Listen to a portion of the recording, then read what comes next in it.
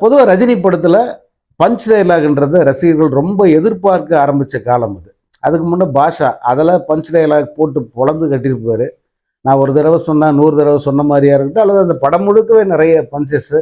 அது வந்து தமிழ் தாண்டி தெலுங்கு, கன்னடம், ஹிந்தின்னு எல்லா பக்கமும் மிகப்பெரிய ஹிட் அடிச்சிருச்சு அந்த பஞ்ச் டைலாக்.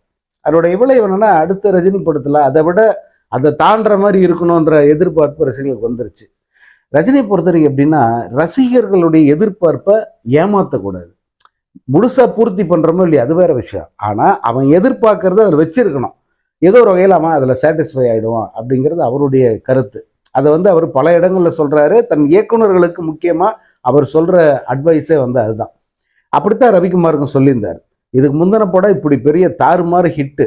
ஸோ இப்போ இந்த படத்துல வந்து ஏதோ ஒரு வகையில் அதெல்லாம் எதிர்பார்த்து வருவான். நம்ம ஜானர் வேற எடுத்தா கூட, ஜாலியான படமா எடுத்தா கூட இந்த எதிர்பார்ப்பை பூர்த்தி பண்ணணும் அப்படிங்கிறது அவருடைய கருத்தா இருந்தது. அதை பூர்த்தி பண்ற மாதிரி தான் படம் முழுக்க பஞ்சஸ் தான்.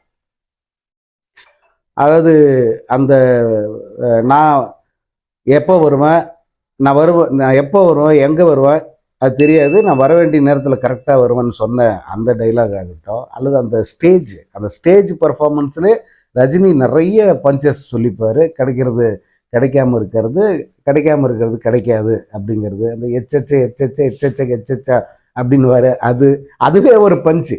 நீ பாருங்க, அதில் வார்த்தையே கிடையாது. ஆனால் அதுவே ஒரு பஞ்ச் டைலாக்மா ஒரு மாறிச்சு. அதற்கப்புறம் இந்த 30 வருஷமா அதை இன்னும் சொல்லிக்கிட்டு தான் இருக்காங்க.